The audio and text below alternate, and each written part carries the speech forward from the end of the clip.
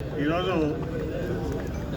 విజయవాడ పార్లమెంట్లోని ప్రజల దాహాన్ని తీర్చే లక్ష్యంలో భాగంగా ఇది 11వ విడత వాటర్ ట్యాంకర్ల పంపిణీ కార్యక్రమం. దీంతో కలిపి ఇది 17 ట్యాంకర్లు ఇప్పుడు మైలవరం నియోజకవర్గంలో 17 గ్రామాలకి పంపిణీ చేయడం జరిగింది. ఎమ్మెల్యే సోదరుడు వసంత కృష్ణరాజు గారితో కలిపి. సో టోటల్గా ఇప్పటికి 11వ విడత కలిపి 170 ట్యాంకర్లు మనం విజయవాడ పార్లమెంట్ ప్రజల గ్రామాల ప్రజల దాహాన్ని తీర్చుకోవడం కోసం మనం ఇవ్వడం జరిగింది. అట్లాగే రేపు రాబోయే రోజుల్లో ఇంకా 100 ట్యాంకర్లు 4-5 విడతల్లో మనం ఈ నెలాఖరులోపు కూడా ఇవ్వబోతున్నాం.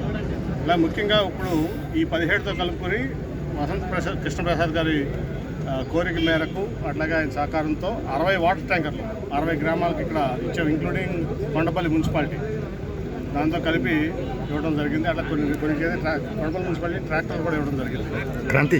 సో ఎప్పుడు కూడా మేమిద్దరం, మీ అందరూ తెలుసు, ఆయన ఒక పార్టీలో ఉన్నా, నేను ఒక పార్టీలో ఉన్నా, ఇప్పుడు కలిసి ఉన్నా ఒకే పార్టీలో.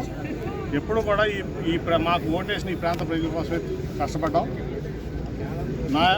నా సహకారం ఎంపీగా ఆయనకి ఎప్పుడు ఉంది, ఆయన సహకారం నాకు ఎమ్మెల్యేగా ఈ ప్రాంత అభివృద్ధి కోసం ఎప్పుడు కూడా మనం చేసాం. దాంట్లో భాగంగానే ఇవాళ దాదాపు 18 కమ్యూనిటీ హాల్స్ ఈ మైలవరంలో నా ఎంపీ నిధుల నుంచి నిర్మించడం జరిగింది.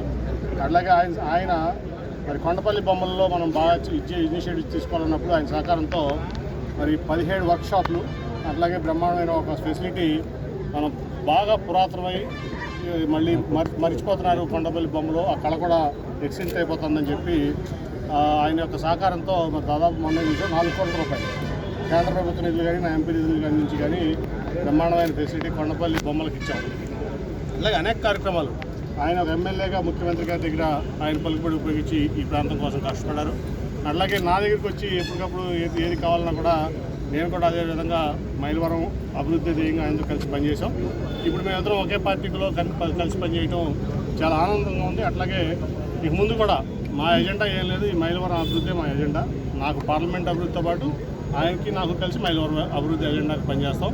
కాబట్టి అందులో వాడు మంచి రోజు ఎన్టీ రామారావు ఈరోజు ఎన్టీ రామారావు వర్ధంతి. ఆ సందర్భం కూడా ఆయనకి ఘనమైన నివాళులు అర్పిస్తున్నాం. అట్లాగే ఎప్పుడూ కూడా నిరంతరం ప్రజలకు అందుబాటులో ఉంటూ ఈ ప్రాంత అభివృద్ధికి కృషి చేస్తామని చెప్పి మేము అందరం కూడా మాట్లాడుతున్నాం.